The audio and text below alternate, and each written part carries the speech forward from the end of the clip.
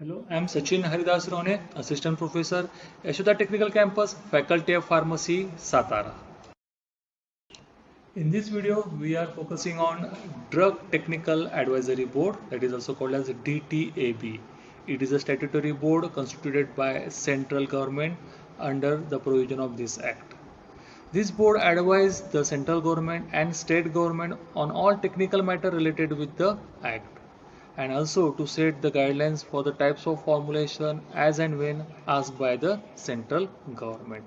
Now let's see the formation of Drug Technical Advisory Board. This Drug Technical Advisory Board represented by 18 members. Total members is 18, right? So out of which ex officio 8 members, elected members 5, and nominated members 5. So total members 18 in DTAB, right? The most important thing, the head of DTAB, that is chairman of DTAB.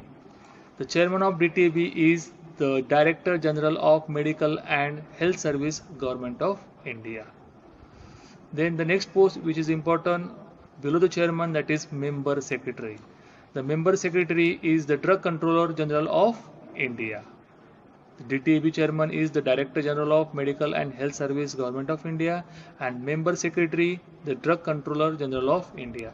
So these are the 2 ex officio member out of 8, right? Now let us see the ex officio member. The number is 8, right? So first, the Director General of Health Service of Government of India, that is the chairman. Second member, Drug Controller India, that is member secretary. Third member, that is Director of Central Drug Research Institute, Lucknow. Fourth member, that is Director of Central Drug Laboratory, Calcutta. Fifth member, that is Director of Indian Veterinary Research Institute, Izzatnagar. Then the sixth member, that is Director of Central Research Institute, Kasauli. Seventh member, President of Pharmacy Council of India, and 8th member, that is President of Medical Council of India. These are the 8 ex officio member. Now let's see the 5 elected members. One professor either in Sutics or in pharmacochemistry or in pharmacognosy, elected by Executive Committee of PCI from any university or affiliated pharmacy college. Professor may be from university or affiliated college, and it is elected by the Executive Committee of PCI. One member, it is that is a professor in medicine or therapeutics, either from government college or from affiliated medical college, and it is elected by the Executive Committee of Executive Committee of Medical Council of India. Third member, that is one professor in pharmacology and toxicology, to be elected by governing body of ICMR.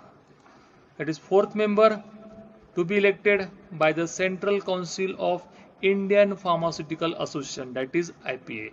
And the fifth member, that is elected by Indian Medical Association. So in this way, there were 5 elected members. Now 5 nominated members.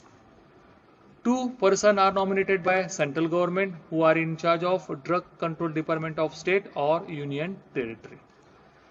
Next 2 members, that is 2 government analysts, are nominated by central government anywhere from the country. And 1 person is nominated by central government from the pharmaceutical industry. So all these 5 members is nominated by central government, right? So in this way we have finished the 8 ex officio member, 5 elected member, and 5 nominated member. So total member in the board is 18. Now let's see the key points regarding Drug Technical Advisory Board. The term for elected and nominated member is for 3 years.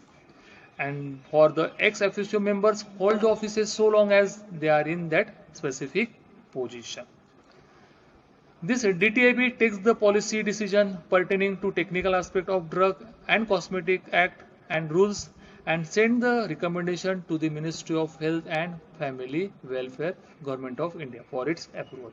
It means that the Ministry of Health and Family Welfare, Government of India is the highest body over the Drug Technical Advisory Board, who looks the matter that takes place in the Drug Technical Advisory Board.